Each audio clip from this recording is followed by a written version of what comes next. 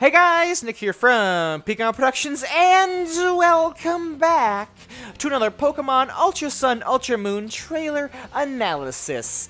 We finally have an actual trailer, and it may be under a minute long, but oh, there is a lot to talk about.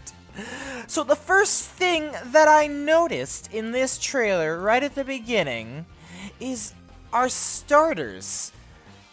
We seem to find them in the wild or something. Because, as you can obviously see, there's no people around, and they're just there. This looks a lot like Route 1. So, I don't know. It looks like we're gonna, run into our starters and pick one. But the next thing that we see in the trailer is something that everyone is talking about, and oh my goodness, Pokemon are finally following us again. It's just... I want Pokemon to follow us. I really do, but this little bit right here doesn't confirm that. What? Nick, that doesn't make any sense. You can obviously see the Rockruff following you and then making that little music note thing that the Pokemon made back in Heart Gold Soul Silver when they followed you when you talked to them. Looks like this is automatic now. That's just the only difference. He's following you. See, he's running around in a circle, and he's following the trainer who's running around in a circle, like I just said. So obviously, he's following you. It's just, here's the thing. Later in the trailer, we're shown walking around Howley City, and there's no Pokemon following us. And you don't get into in the original game. Here's two things. In the original game, you don't get into Howley City after you get your starter. So, you would already have a Pokemon or two with you at that point in the game. And here's the second thing. You don't get Rockruff until the end of Melee Island after you've completed everything in the original. Now, this could be a different change of pace where you go to Howley City before you get your starter. And that's what this is showing in the trailer, but I mean, then here's the second, is it a second or third thing? Something like that. Here's the thing, back to the Rockruff thing. In Pokemon Sun and Moon, we're obviously trying to make the world feel more real. And in the real world, friendly dogs will walk up to you. That's happened to me a lot, and I'm sure it's happened to a ton of other people. I honestly think that's what's happening here. Like that Wingull in the first trailer. You ran out of your house and the Wingull just happened to fly down and follow you for a few seconds. I honestly think the same thing is happening here. You're just running through Route 1, and then that Rockruff spots you and follows you around for a little bit. I seriously think, but I'm hoping I'm wrong. I want Pokemon to follow us, but it's just, it's not confirmed. We'll leave it at that. Right now, even though we see this right here, it's not confirmed that Pokemon will follow you. Alright, depression out of the way, we can get on to the next bit of the trailer, where we see something new. And I think this is the first trial site, a updated look of the first trial site, because it really reminds me of the first trial site. It really does. But I don't know what that person in that hat is doing. Obviously, it's probably a trainer. But I do think this is the new revamped first trial. Next up, we see Exeggutor Island, and we actually have Exeggutors instead of generic tree graphic. Oh, actually, it was an Exeggutor. You know, and it seems they're reacting to the rain. I don't know if that's important or they're just moving around because of the rain. And then next up, we see the Elite Four member Kahili, I think doing a Z move pose or something, and it looks like she's in a more rocky mountainous area. And then we move over to the next little part of the trailer, and we see Ryuki in a new building that we've never seen before. I don't recognize this building. And here's something interesting. This building actually is reminding me of Lieutenant Surge's gym. You know, the trash cans on the floor. Like, look at those. Doesn't that look familiar? And the color scheme matches too. So, are gyms going to be returning? I don't know. Or, even more far-fetched, is this actually Lieutenant Surge's gym and we can go to Kanto in the post-game? Yeah, that's probably not going to happen. That's like a 0.05% chance that that's actually what's going on right now. But hey, I'm putting that out there, so if the 0.05% chance actually happens, I called it, that we're going to Kanto.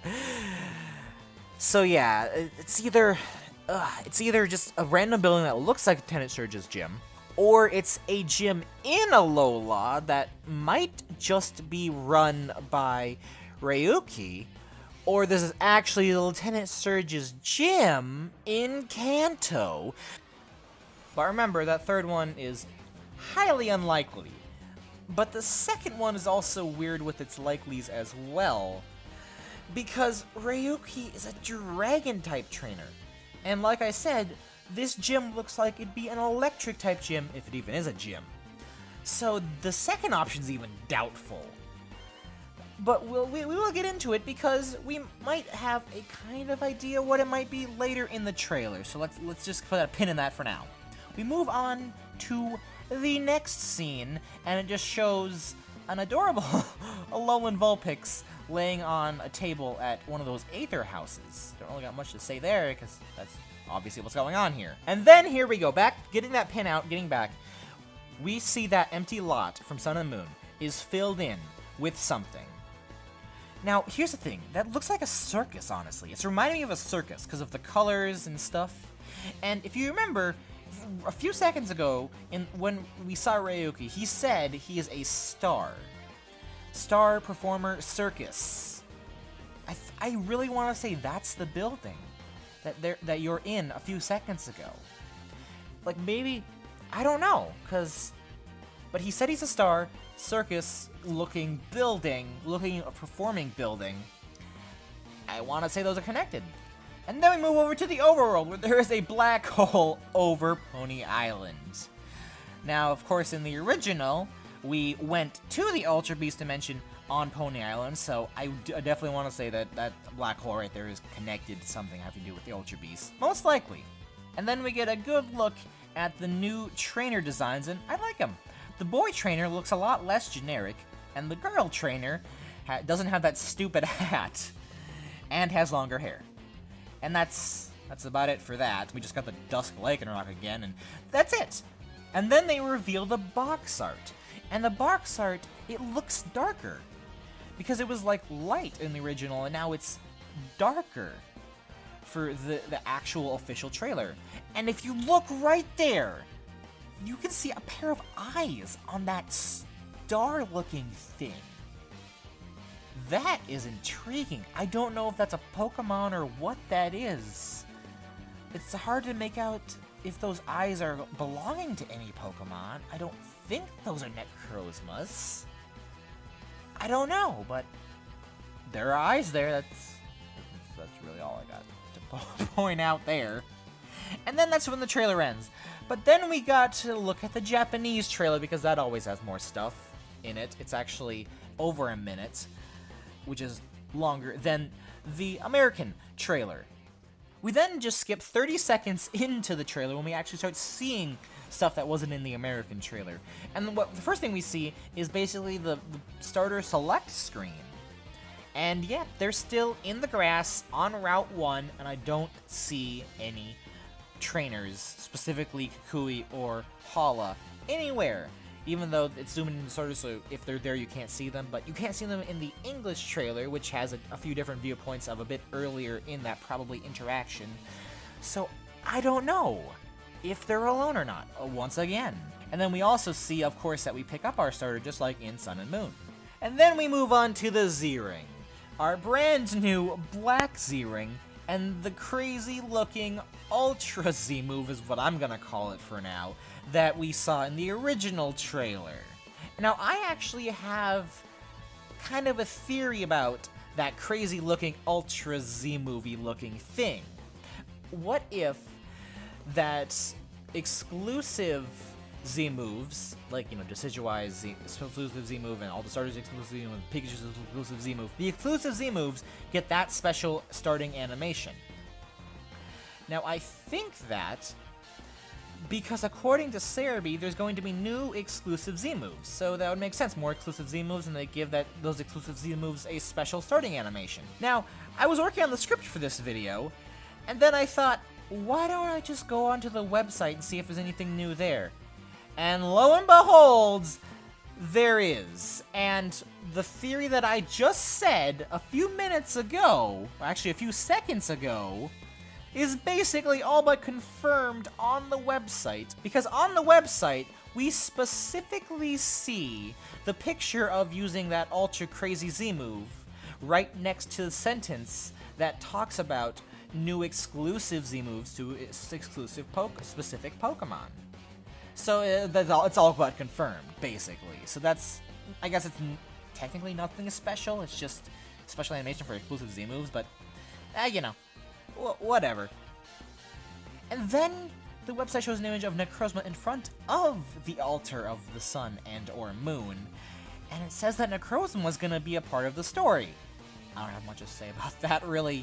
We kind of already guessed that, but it's confirmed basically at this point for that. But now we move on to the map.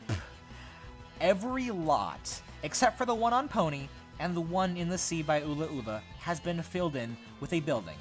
We've seen the one on Melee Melee Island, so moving on to Akala Island, the one in Hiahia City looks like an apartment building or something. The one in Coney Coney City looks like the one on Melee Melee, and the one in Mali City kind of looks like a Pokemon Center. I say that because the Pokemon Center seems to be gone in Mali City, where it originally was. So yeah, and that's it. That's everything that I could find from the latest Pokemon Ultra Sun Ultra Moon trailer. Anyways, guys, thanks for watching, and I will see you guys next time. Oh, goodbye.